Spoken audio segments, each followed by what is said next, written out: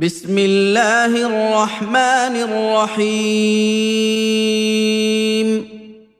سبحان الذي أسرى بعبده ليلا من المسجد الحرام إلى المسجد الأقصى الذي باركنا حوله لنريه من آياتنا إنه هو السميع البصير وآتينا موسى الكتاب وجعلناه هدى لبني إسرائيل ألا تتخذوا من دوني وكيلا ذرية من حملنا مع نوح إنه كان عبدا شكورا وقضينا إلى بني إسرائيل في الكتاب لتفسدن في الأرض مرتين ولتعلن علوا كبيرا فإذا جاء وعد أولاهما بعثنا عليكم عبادا لنا أولي بأس شديد فجاسوا خلال الديار وكان وعدا مفعولا ثم رددنا لكم الكرة عليهم وأمددناكم بأموال وبنين وجعلناكم أكثر نفيرا إن أحسنتم أحسنتم لأنفسكم وإن أسأتم فلها فإذا جاء وعد الآخرة ليسوءوا وجوهكم وليدخلوا المسجد كما دخلوه أول مرة وليتبروا ما علوا تتبيرا عسى ربكم أن يرحمكم وإن عدتم عدنا وجعلنا جهنم للكافرين حصيرا إن هذا القرآن يهدي للتي هي أقوم ويبشر المؤمنين الذين يعملون الصالحات أن لهم أجرا كبيرا وأن الذين لا يؤمنون بالآخرة أعتدنا لهم عذابا أليما ويدعو الإنسان بالشر دعاءه بالخير وكان الإنسان عجولا وجعلنا الليل والنهار آيتين فمحونا آية الليل وجعلنا آية النهار مبصرة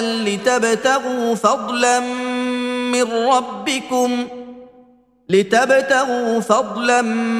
من ربكم ولتعلموا عدد السنين والحساب وكل شيء فصلناه تفصيلا وكل إنسان ألزمناه طائره في عنقه ونخرج له يوم القيامة كتابا يلقاه منشورا اقرأ كتابك كفى بنفسك اليوم عليك حسيبا من اهتدى فإنما يهتدي لنفسه ومن ضل فإنما يضل عليها ولا تزر وازرة وزر أخرى وما كنا معذبين حتى نبعث رسولا وإذا أردنا أن نهلك ربك قرية أمرنا متر فيها ففسقوا فيها فحق عليها القول فدمرناها تدميرا وكم أهلكنا من القرون من بعد نوح وكفى بربك بذنوب عباده خبيرا بصيرا من كان يريد العاجلة عجلنا له فيها ما نشاء لمن نريد ثم جعلنا له جهنم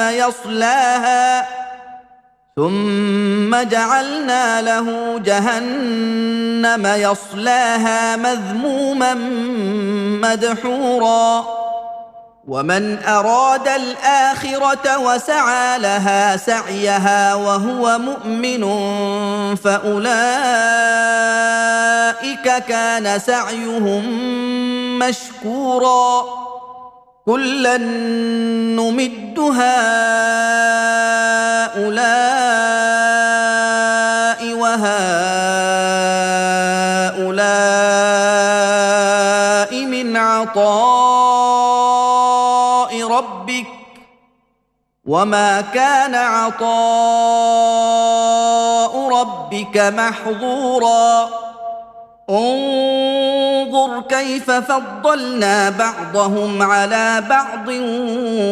وللآخرة أكبر درجات وأكبر تفضيلا لا تجعل مع الله إلها آخر فتقعد مذموما مخذولا وقضى ربك ألا تعبدوا إلا إياه وبالوالدين إحسانا إما يبلغن عندك الكبر أحدهما أو كلاهما فلا تقل لهما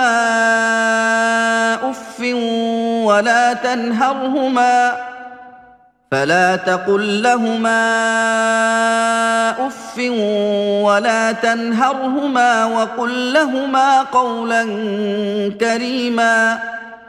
واخفض لهما جناح الذل من الرحمة وقل رب ارحمهما كما ربياني صغيرا ربكم أعلم بما في نفوسكم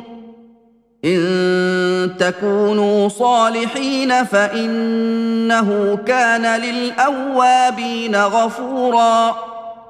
وآت ذا القربى حقه والمسكين وابن السبيل ولا تبذر تبذيرا إن المبذرين كانوا إخوان الشياطين وكان الشيطان لربه كفورا وإما تعرضن عنهم ابتغاء رحمة من ربك ترجوها فقل لهم قولا ميسورا ولا تجعل يدك مغلولة إلى عنقك ولا تبسطها كل البسط فتقعد ملوما محسورا إن ربك يبسط الرزق لمن يشاء ويقدر إنه كان بعباده خبيرا بصيرا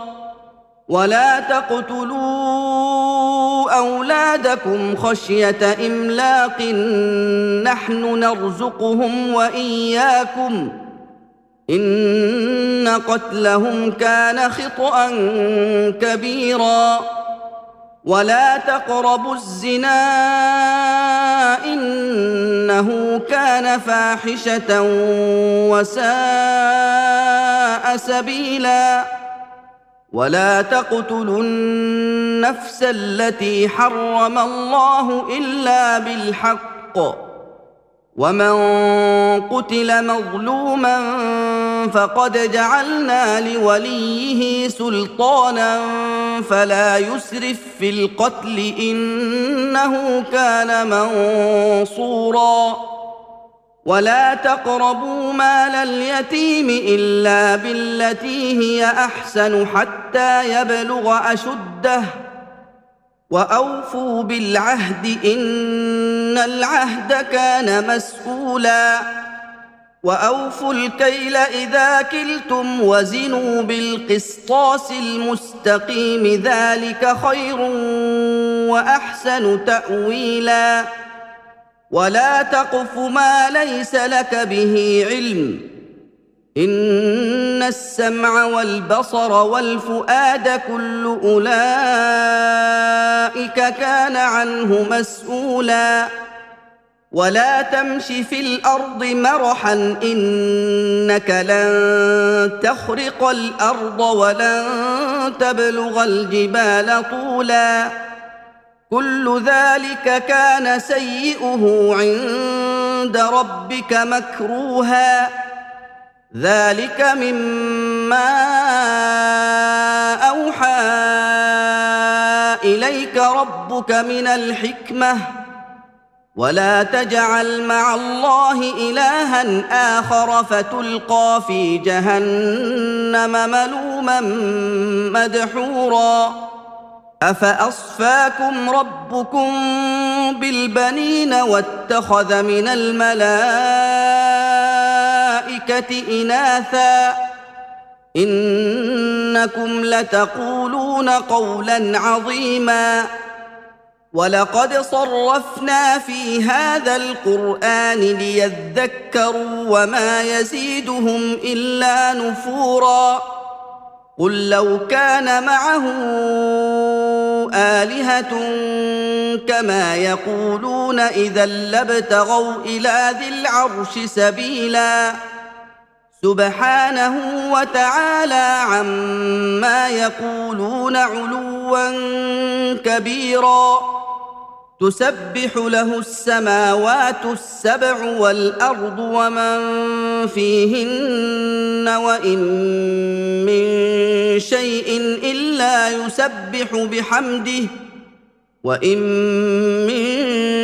شيء إلا يسبح بحمده ولكن لا تفقهون تسبيحهم إنه كان حليما غفورا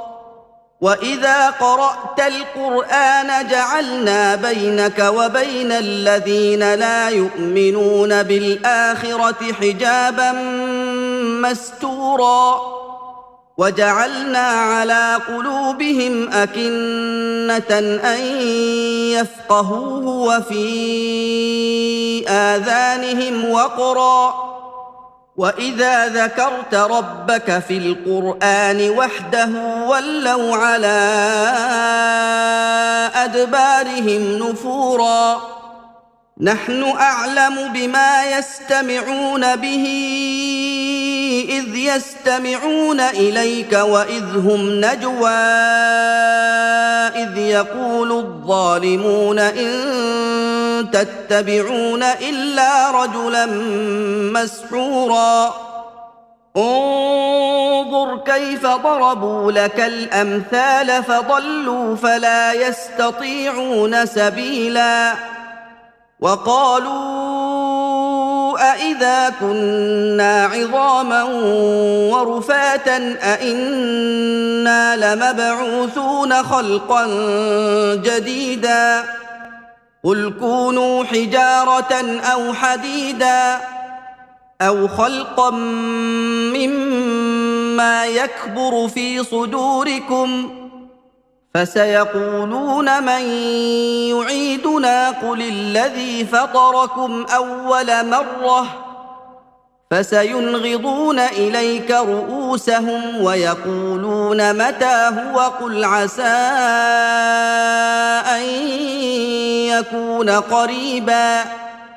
يوم يدعوكم فتستجيبون بحمده وتظنون إن لبثتم إلا قليلا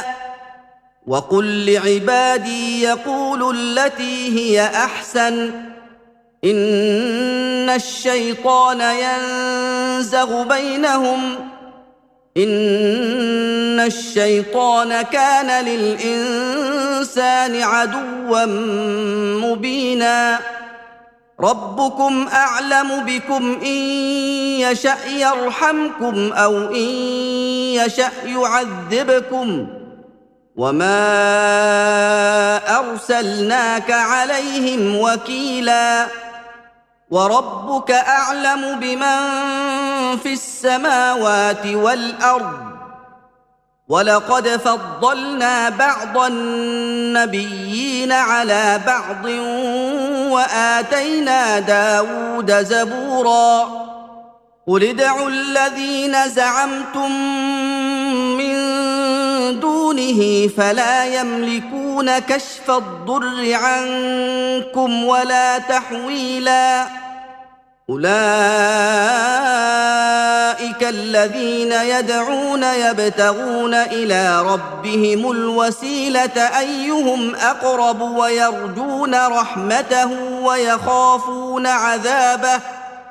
إن عذاب ربك كان محذورا وإن من قرية إلا نحن مهلكوها قبل يوم القيامة أو معذبوها عذابا شديدا كان ذلك في الكتاب مسطورا وما منعنا أن نرسل بالآيات إلا أن كذب بها الأولون وآتينا ثمود الناقة مبصرة فظلموا بها وما نرسل بالآيات إلا تخويفا وإذ قلنا لك إن ربك أحاط بالناس وما جعلنا الرؤيا التي أريناك إلا فتنة للناس والشجرة الملعونة في القرآن ونخوفهم فما يزيدهم إلا طغيانا كبيرا وإذ قلنا للملائكة اسجدوا لآدم فسجدوا إلا إبليس قال أأسجد لمن خلقت طينا قال أرأيتك هذا الذي كرمت علي لئن أخرتني إلى يوم القيامة لأحتنكن ذريته إلا قليلا قال اذهب فمن تبعك منهم فإن جهنم جزاؤكم جزاء موفورا واستفزز من استطعت منهم بصوتك وأجلب عليهم بخيلك ورجلك وشاركهم في الأموال والأولاد وعدهم وما يعدهم الشيطان إلا غرورا إن عبادي ليس لك عليهم سلطان وكفى بربك وكيلا ربكم الذي يزجي لكم الفلك في البحر لتبتغوا من فضله إنه كان بكم رحيما وإذا مسكم الضر في البحر ضل من تدعون إلا إياه فلما نجاكم إلى البر أعرضتم وكان الإنسان كفورا أفأمنتم أن يخسف بكم جانب البر أو يرسل عليكم حاصبا ثم لا تجدوا لكم وكيلا أم أمنتم أن يعيدكم فيه تارة أخرى فيرسل عليكم قاصفا من الريح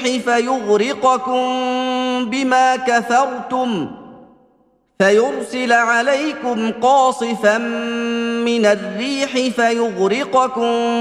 بما كفرتم ثم لا تجدوا لكم علينا به تبيعا ولقد كرمنا بني آدم وحملناهم في البر والبحر ورزقناهم من الطيبات وفضلناهم على كثير ممن خلقنا تفضيلا يوم ندعو كل أناس بإمامهم فمن أوتي كتابه بيمينه فأولئك يقرؤون كتابهم ولا يظلمون فتيلا ومن كان في هذه أعمى فهو في الآخرة أعمى وأضل سبيلا وإن كادوا ليفتنونك عن الذي أوحينا إليك لتفتري علينا غيره وإذا لاتخذوك خليلا ولولا أن ثبتناك لقد كدت تركن إليهم شيئا قليلا إذا لأذقناك ضعف الحياة وضعف الممات ثم لا تجد لك علينا نصيرا وإن كادوا ليستفزونك من الأرض ليخرجوك منها وإذا لا يلبثون خلافك إلا قليلا سنة من قد أرسلنا قبلك من رسلنا ولا تجد لسنتنا تحويلا أقم الصلاة لدلوك الشمس إلى غسق الليل وقرآن الفجر إن قرآن الفجر كان مشهودا ومن الليل فتهجد به نافلة لك عسى أن يبعثك ربك مقاما محمودا وقل رب أدخلني مدخل صدق وأخرجني مخرج صدق واجعل لي من لدنك سلطانا نصيرا وقل جاء الحق وزهق الباطل إن الباطل كان زهوقا وننزل من القرآن ما هو شفاء ورحمة للمؤمنين ولا يزيد الظالمين إلا خسارا وإذا أنعمنا على الإنسان أعرض ونأى بجانبه وإذا مسه الشر كان يئوسا قل كل يعمل على شاكلته فربكم أعلم بمن هو أهدى سبيلا ويسألونك عن الروح قل الروح من أمر ربي وما أوتيتم من العلم إلا قليلا ولئن شئنا لنذهبن بالذي أوحينا إليك ثم لا تجد لك به علينا وكيلا إلا رحمة من ربك إن فضله كان عليك كبيرا قل لئن اجتمعت الإنس والجن على أن يأتوا بمثل هذا القرآن لا يأتون بمثله ولو كان بعضهم لبعض ظهيرا ولقد صرفنا للناس في هذا القرآن من كل مثل فأبى أكثر الناس إلا كفورا وقالوا لن نؤمن لك حتى تفجر لنا من الأرض ينبوعا أو تكون لك جنة نخيل وعنب فتفجر الأنهار خلالها تفجيرا أو تسقط السماء كما زعمت علينا كسفا أو تأتي بالله والملائكة قبيلا أو يكون لك بيت من زخرف أو ترقى في السماء ولن نؤمن لرقيك حتى تنزل علينا كتابا نقرأه قل سبحان ربي هل كنت إلا بشرا رسولا وما منع الناس أن يؤمنوا إذ جاءهم الهدى إلا أن قالوا أبعث الله بشرا رسولا قل لو كان في الأرض ملائكة يمشون مطمئنين لنزلنا عليهم من السماء ملكا رسولا قل كفى بالله شهيدا بيني وبينكم إنه كان بعباده خبيرا بصيرا ومن يهد الله فهو المهتد ومن يضلل فلن تجد لهم أولياء من دونه ونحشرهم يوم القيامة على وجوههم عميا وبكما وصما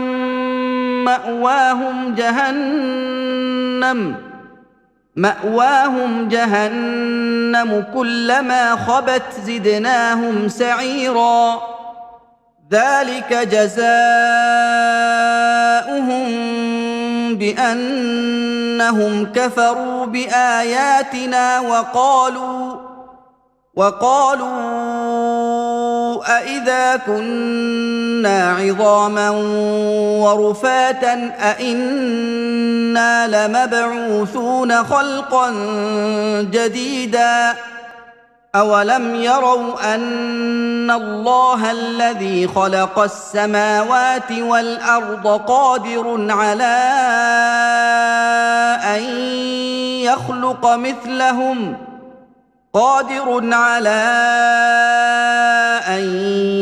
يخلق مثلهم وجعل لهم أجلا لا ريب فيه فأبى الظالمون إلا كفورا قل لو أنتم تملكون خزائن رحمة ربي إذا لأمسكتم خشية الإنفاق وكان الإنسان قتورا ولقد آتينا موسى 9 آيات بينات فاسأل بني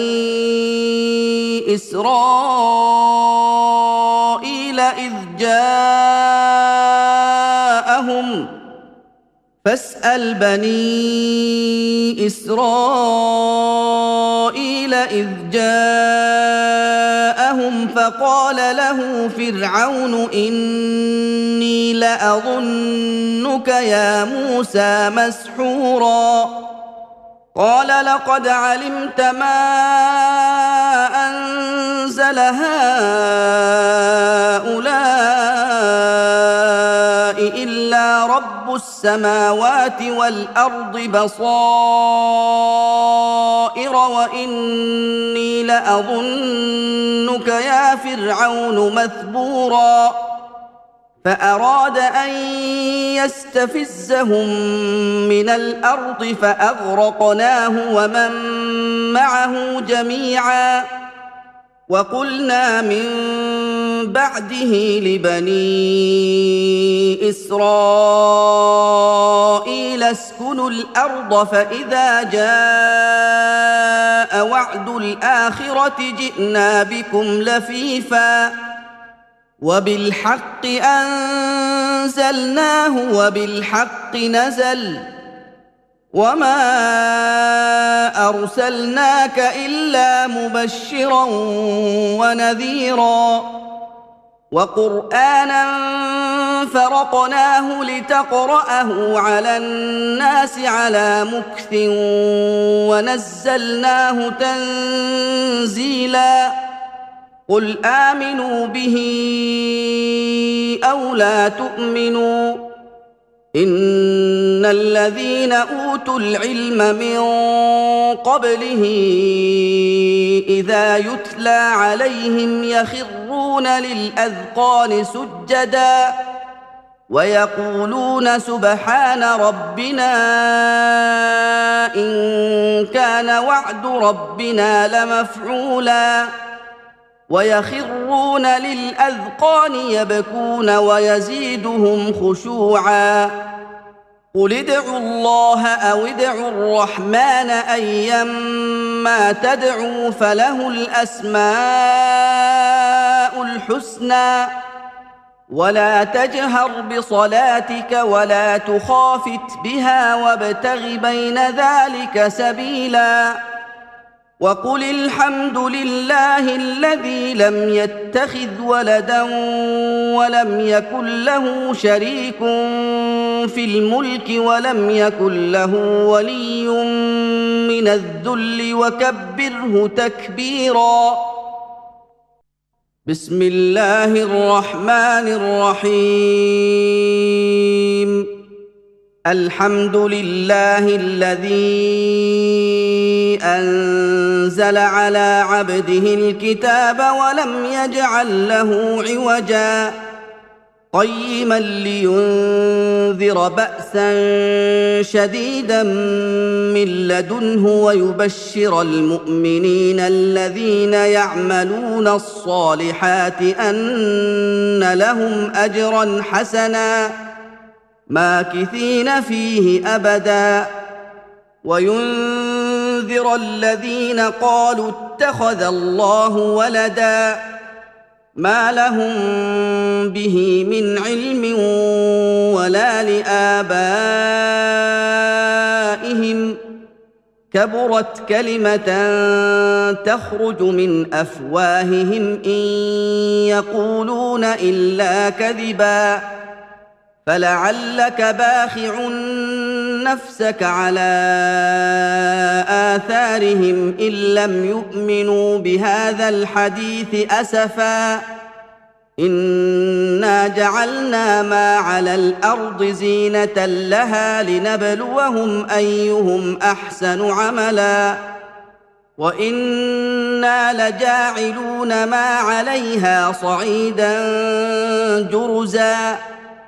أم حسبت أن أصحاب الكهف والرقيم كانوا من آياتنا عجبا إذ أوى الفتية إلى الكهف فقالوا ربنا آتنا من لدنك رحمة وهيئ لنا من أمرنا رشدا فضربنا على آذانهم في الكهف سنين عددا ثم بعثناهم لنعلم أي الحزبين أحصى لما لبثوا أمدا نحن نقص عليك نبأهم بالحق إنهم فتية آمنوا بربهم وزدناهم هدى وربطنا على قلوبهم إذ قاموا فقالوا ربنا رب السماوات والأرض لن ندعو من دونه إلها لقد قلنا إذا شططا هؤلاء قومنا اتخذوا من دونه آلهة لولا يأتون عليهم بسلطان بين فمن أظلم ممن افترى على الله كذبا وإذ اعتزلتموهم وما يعبدون إلا الله فأووا إلى الكهف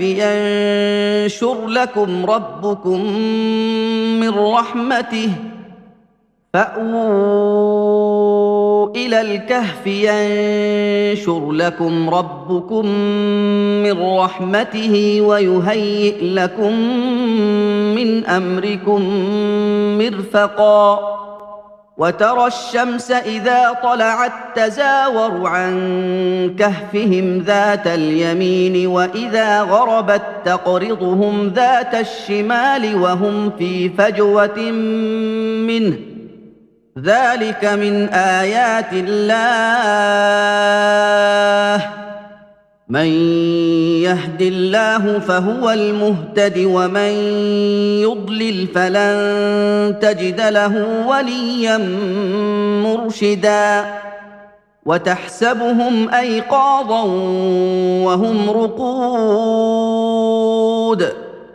ونقلبهم ذات اليمين وذات الشمال وكلبهم باسط ذراعيه بالوصيد لو اطلعت عليهم لوليت منهم فرارا ولملئت منهم رعبا وكذلك بعثناهم ليتساءلوا بينهم قال قائل منهم كم لبثتم قالوا لبثنا يوما أو بعض يوم قالوا ربكم أعلم بما لبثتم فابعثوا أحدكم بورقكم هذه إلى المدينة فلينظر أيها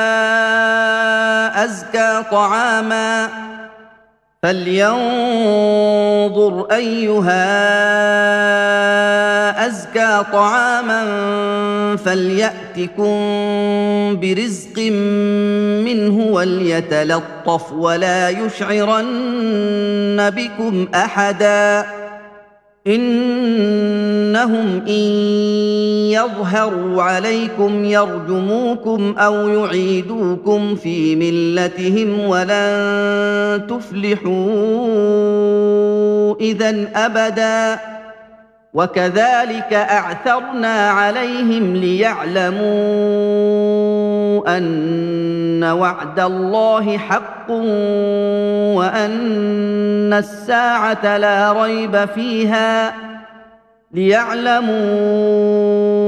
أن وعد الله حق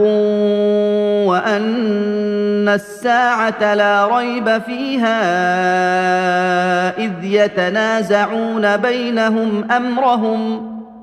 إذ يتنازعون بينهم أمرهم فقالوا بنوا عليهم بنيانا ربهم أعلم بهم قال الذين غلبوا على أمرهم لنتخذن عليهم مسجدا سيقولون ثلاثة رابعهم كلبهم ويقولون خمسة سادسهم كلبهم رجما بالغيب ويقولون سبعة وثامنهم كلبهم قل ربي أعلم بعدتهم ما يعلمهم إلا قليل فلا تمار فيهم إلا مراء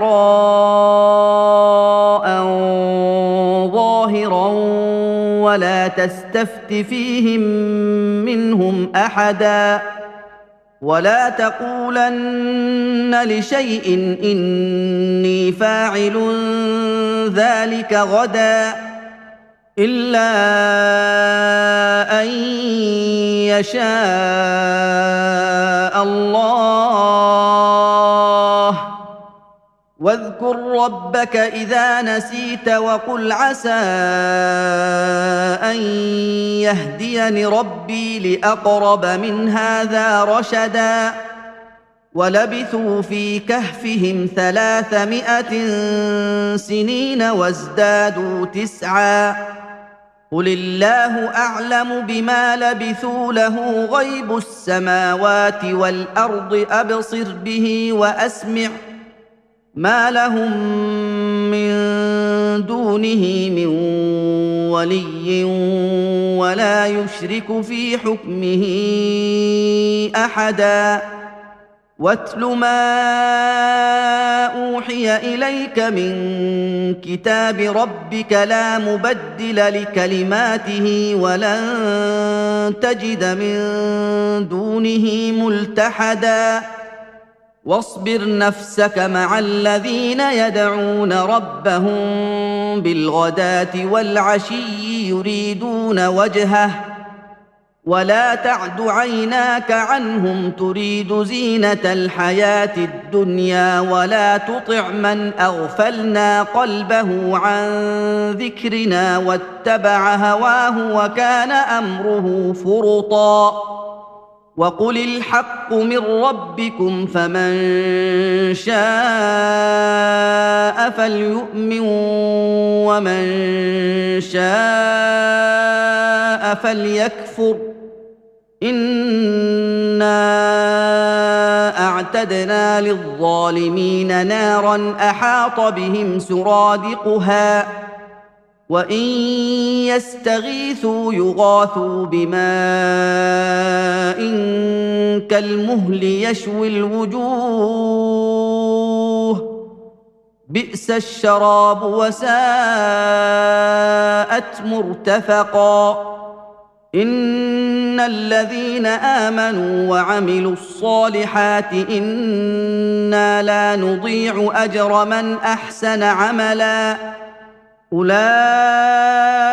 لهم جنات عدن تجري من تحتهم الأنهار يحلون فيها من أساور من ذهب ويلبسون ثيابا خضرا من سندس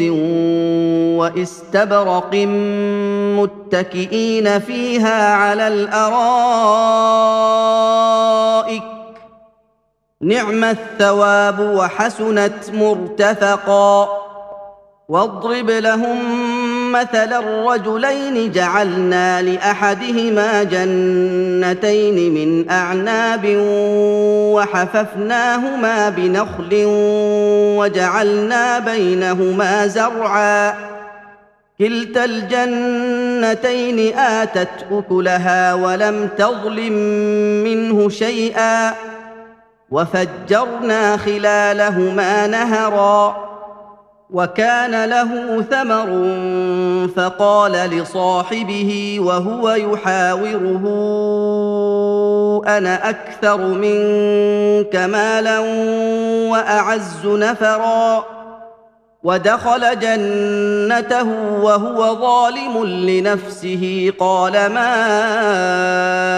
أظن أن تبيد هذه أبدا وما أظن الساعة قائمة ولئن رددت إلى ربي لأجدن خيرا منها منقلبا قال له صاحبه وهو يحاوره أكفرت بالذي خلقك من تراب ثم من نطفة أكفرت بالذي خلقك من تراب ثم من نطفة ثم سواك رجلا لكن هو الله ربي ولا أشرك بربي أحدا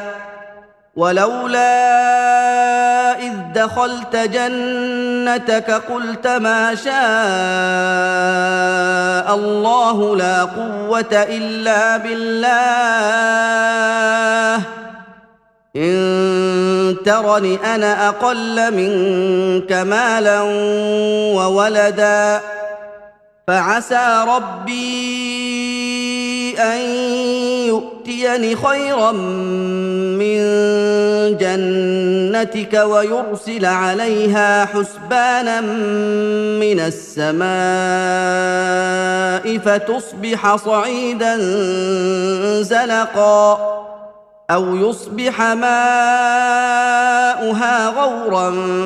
فلن تستطيع له طلبا وأحيط بثمره فأصبح يقلب كفيه على ما أنفق فيها وهي خاوية على عروشها ويقول يا ليتني لم أشرك بربي أحدا ولم تكن له فئة ينصرونه من دون الله وما كان منتصرا هنالك الولاية لله الحق هو خير ثوابا وخير عقبا واضرب لهم مثل الحياة الدنيا كماء إن أنزلناه من السماء فاختلط به نبات الأرض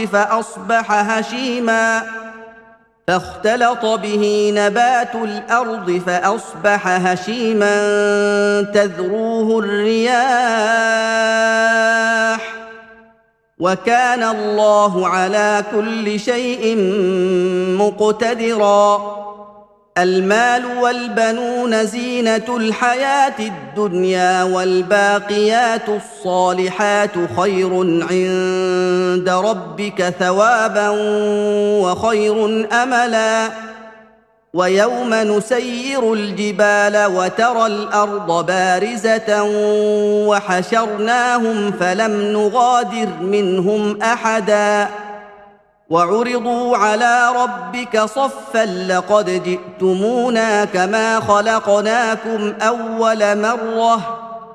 بل زعمتم أن لن نجعل لكم موعدا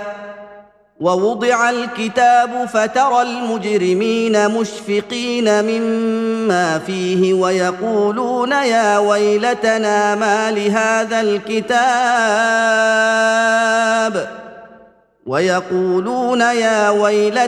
ما لهذا الكتاب لا يغادر صغيرة ولا كبيرة إلا أحصاها ووجدوا ما عملوا حاضرا ولا يظلم ربك أحدا وإذ قلنا للملائكة اسجدوا لآدم فسجدوا إلا إبليس كان من الجن ففسق عن أمر ربه أفتتخذونه وذريته أولياء من دوني وهم لكم عدو بئس للظالمين بدلا ما اشهدتهم خلق السماوات والارض ولا خلق انفسهم وما كنت متخذ المضلين عضدا ويوم يقول نادوا شركائي الذين زعمتم فدعوهم فلم يستجيبوا لهم وجعلنا بينهم موبقا وراى المجرمون النار فظنوا انهم مواقعوها ولم يجدوا عنها مصرفا ولقد صرفنا في هذا القرآن للناس من كل مثل وكان الإنسان أكثر شيء جدلا وما منع الناس أن يؤمنوا إذ جاءهم الهدى ويستغفروا ربهم إلا أن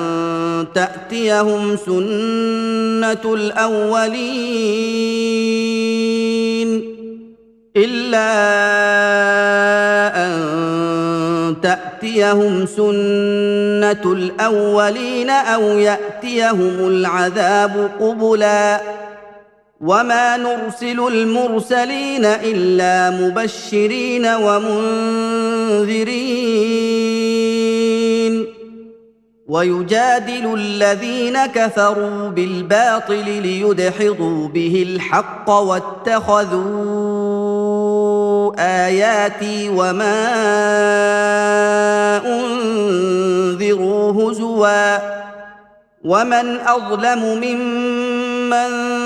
ذكر بآيات ربه فأعرض عنها ونسي ما قدمت يداه إنا جعلنا على قلوبهم أكنة أن يفقهوه وفي آذانهم وقرا وإن تدعهم إلى الهدى فلن يهتدوا إذن أبدا وربك الغفور ذو الرحمة لو يؤاخذهم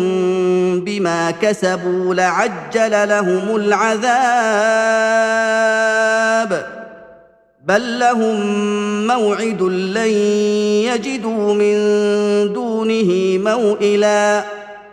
وتلك القرى أهلكناهم لما ظلموا وجعلنا لمهلكهم موعدا وإذ قال موسى لفتاه لا